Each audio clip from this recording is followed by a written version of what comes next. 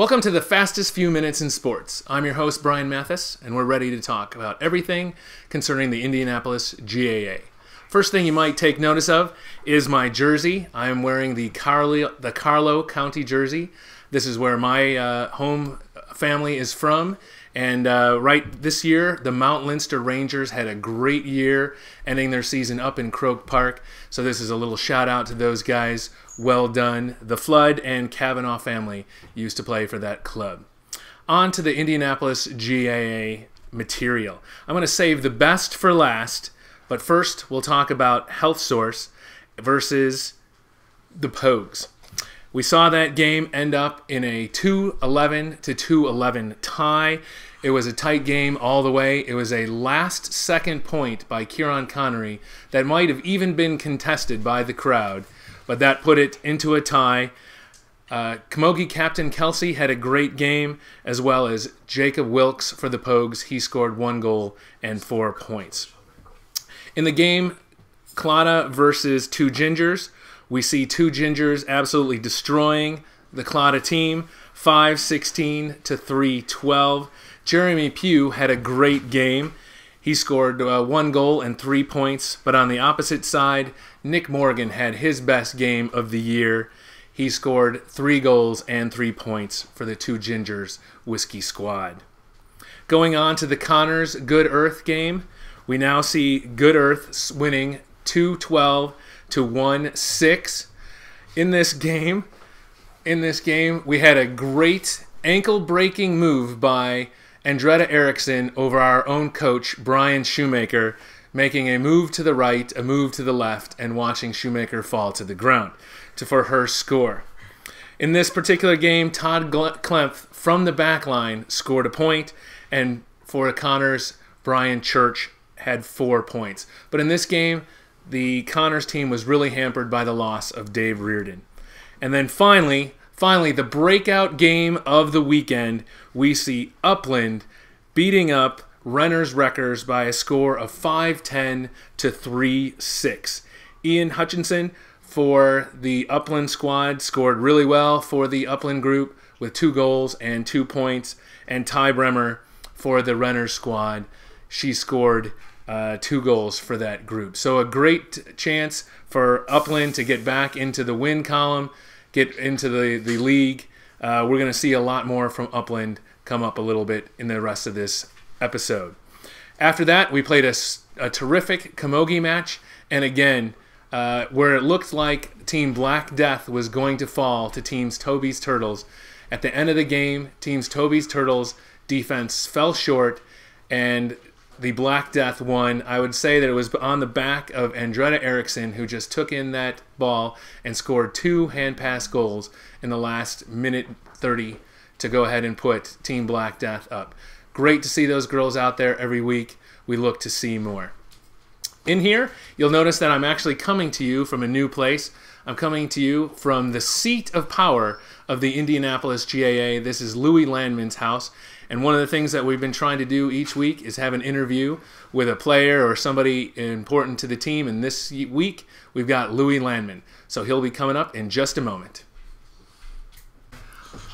For this week's special feature, we brought in the chair of the Indianapolis GAA, Louie Landman. We're going to give him a little interview and see what he's got to say about being a chair of this great club. Louie, welcome to the show. Thank you, Brian. Good to have you on. All right, so my first question for you, and a good, nice, warm-up softball question, is how did you get involved in the club? A long time ago, in 2006. No, we're back. We're good. You can do it from right here. That's good. All right.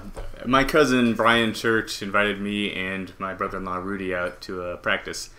As you know, this is a lot of word of mouth and sort of family relations sort of club. So that brought me out, and right away the coaching staff was very nice and told me I had something special. So I bought it and came back. Good, good. And so what is your favorite part of the club? What do you like most about the club? The growth. Watching people get better every year, watching the club get better every year, watching national titles, international titles come in, knowing that the community used to ask every time we talked about hurling and camogie and Gaelic football, what is that? I've never heard of that. Knowing that now people often say, I've heard of that. I know somebody who plays that. Okay. And then, so what keeps you involved in the club? I mean, what's so big about this club that keeps you here? That's a really good question, Brian.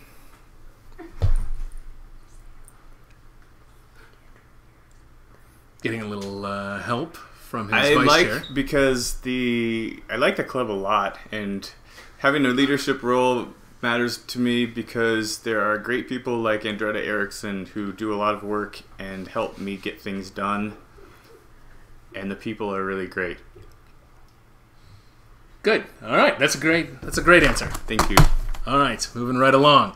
All right. So how do you enjoy being chair? I mean, this is your 3rd year as chair of this great group. In fact, you're the longest running chair that we've had. Yeah. Sorry, everybody. What do I enjoy about being chair? Again, you just feel like you're part of something special. I get to ride this wave of Indy GAA-ism that's taking over Indy. And again, the growth of the club and knowing that my name is somehow affiliated with that means a lot. So I've really enjoyed taking credit for a lot of the work that everybody here has done. Terrific. Terrific. All right, and then what's the part that you dislike most about your job as the chair? I would say interviews, mostly. Okay. No, that's actually serious, though. I believe it. To be I believe totally it. honest. You get interviewed by lots of media and superstars? Definitely like the Swami? superstars, like the Swami. Yeah. It is occasional and it's rare, and I love talking about the club, and I like talking about it with strangers or recruiting people or even people who are interested in the club, media, personalities, and whatnot. But there are times when it's really hard to pull yourself away from all the other energies that the club takes from you, like playing and tending to the sick and wounded. There you go. Now let's talk about your team. So you're wearing the Connors jersey out there, and I know you proudly wear it out there for your pub league team. And so tell me about, give me a brief synopsis of your team, your strengths, your weaknesses. The biggest strength of Connors is tradition. We are the club's original sponsor, and we've been a title sponsor. And the Connors team has always been known for having the correct Indy GAA attitude. They embody the essence of sportsmanship and competitiveness that Indy GAA is all about. I would definitely agree with that. We have excellent captains. Last year they won a Shield trophy, and last time I was on the Connors team, we actually won the league trophy. I think that was 2010, was it? Thank you. All right, so they're hoping. So the Connors team is hoping from a blast from the past that you're going to go bring them some luck. If they say defense, because you're not bringing skill, or maybe. Oh, defense wins championships, and that's what we're about this year. So, all right, we're back. And then what are the weaknesses? Back in purple. What are the weaknesses of the Connors team? Are there any? Well, attendance is always an issue for everybody, but we understand that people have other engagements. If we all are present, though, I don't think that we can be beat by anyone from here to Kilkenny. All right. Well, that's good to hear about the Connors squad. So you think you're going to take the cup all the way?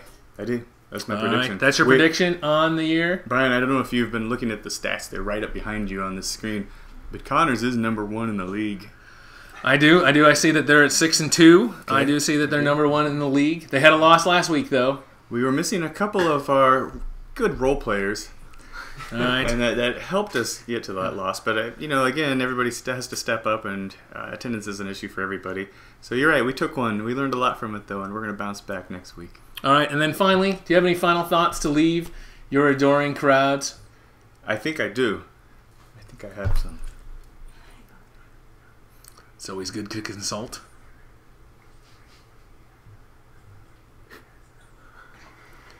That's a long consultation. Apparently, we lost last week because there was a really good team that we had to go against. I hadn't considered that.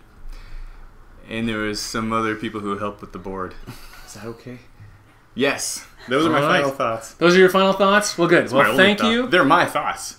That's the important thing. I could tell that you were dripping with thoughts. All right. So I want to thank you very much for being on Thank you, Brian. Minutes. And with that, we sign out from this interview. Thank God.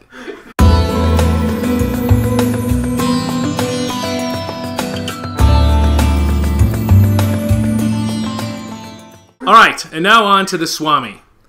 For the past 2 weeks, the Swami has gone 6-1-1. In fact, 2 weeks ago, I was a perfect 4 for 4, and then I went out to Vegas to go ahead and celebrate. Apparently the Swami is much better at picking Indy GAA teams than he is hitting on blackjack. So, getting on to next week's games, we see 2 Gingers versus Health Source. I'm going to go ahead and pick 2 Gingers in this game, despite the fact that Reed Kercheval got blocked by Jim Hurdle last week in that game. On the next game, I'm going to go ahead and pick Claudia over Connors. And then I see Upland up against the Good Earth, and I'm going to go ahead and take the Good Earth. And then finally, Pogues versus Renners. Pogues to win the whole thing. We'll see you next week on the pitch.